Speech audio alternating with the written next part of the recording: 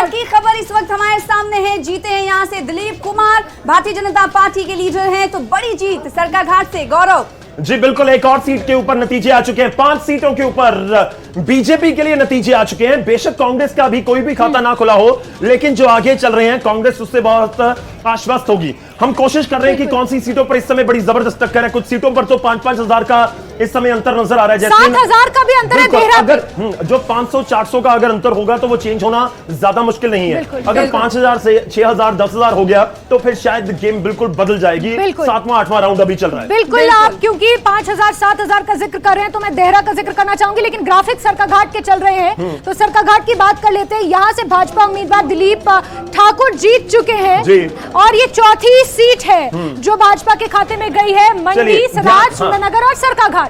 ध्यान से देख लीजिए, ये जीत वाले आ गए, अभी हार वाले भी आएंगे। यहाँ पर जो हारे हैं वो भी ग्राफिक्स हम आपको दिखा देंगे एक बार, और बिल्कुल हमारे फ्लोर के ऊपर जो ग्राफिक्स आएंगे एक बार फिर से दिखाते हैं। सरकाघाट सीट है, जो जीते हैं वो दिलीप ठाकुर हैं बीजेपी वाले, जो हारे हैं वो कांग्रेस के हैं और उनको हार का सामना करना पड़ा है। बिल्कुल, इस बीच एक खबर ये भी है क्योंकि हमारे पास वो तस्वीरें जीत की जश्न की नहीं पहुंच पा रही है, लेकिन आप कहीं जाइएगा मत, टीवी स्क्रीन पर नजर गड़ाए रखिएगा। जो जीत की जश्न की तस्वीरें हैं वो भी हम आपको दिखाएंगे और बताएंगे कि क्या कुछ कार्यकर्ता करते हुए नजर आ रहे हैं, क्योंकि भारतीय जनता पार्टी को जीत का मजा सबसे पहले चखने को मिला है। ये कहा जाए तो गलत नहीं होगा। अभी तक कांग्रेस के खाते में एक भी सीट जीत की नहीं गई है। हालांकि रुझानात में गौरव हम ये देख रहे हैं कि बढ़त बनाए हुए है और ये बढ़त आगे बढ़ रही है। पहली बार 38 तक पहुंच चुकी है और यहां से सरकार तो 35 चाहिए ना। अब जब नतीजे आ जाएंगे तो उसके बाद अगर ये 38 तक रहती है, 36-35 तक आंकड़ा रहता है तो कांग्रेस की सरकार बन गई, तो फिर रिवाज तो नहीं बदलता नजर आ रहा। बिल्कुल, तो रिवाज बदलता अभी हिमाचल में नजर नहीं आ रहा। बिल्कुल, जिस तरीके से रुझान सामने आ रहे हैं, 38 पर कांग्रेस नजर आ रही है और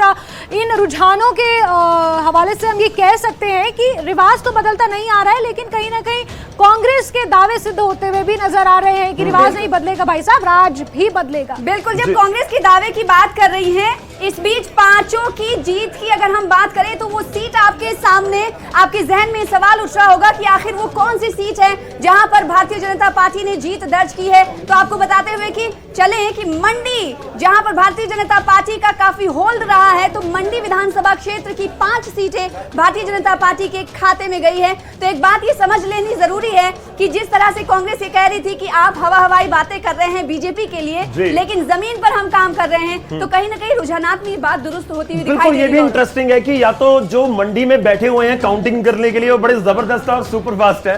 बिल्कुल, अभी तक 10 में से जो 5 सीटें हैं वहां की उसके नतीजे आ चुके हैं और 5 की 5 जो जीती हैं बीजेपी ने वो सारी मंडी से हैं। तो वहां वाले तो जो काउंटिंग सेंटर में बैठे हैं वो सबसे सुपर फास्ट लग रहे हैं हमको, और बाकी कहीं से भी अभी तक रिजल्ट नहीं आया। और अभी 27 बीजेपी आगे है और 5 सीटों के ऊपर बीजेपी ने जीत हासिल अभी तक कर ली है और बाकी सीटों का इंतजार है कि जो क्या टेक है जल्दी से हेडलाइंस। बिल्कुल, मंडी की अगर मैं बात करूं तो सरकाघाट, सुंदरनगर, सिराज और मंडी सदर, ये चारों सीटें भाजपा ने अपने खाते में डाल ली हैं, लेकिन रुझान जो नजर आ रहे हैं उसमें 39 पर पहुंच गई है गौरव कांग्रेस और 26 पर भाजपा अभी फिलहाल सिमटती हुई नजर आ रही है। पल पल की अपडेट हम आपको दे रहे हैं, ये रुझान सामने आ रहे हैं, लेकिन रुझानों के अंदर से ही 4 सीटें भाजपा ने अपने खाते में डाल ली हैं और 4 सीटों पर जीत दर्ज कर ली है, 5 सीटों पर माफ कीजिए जीत दर्ज कर ली है।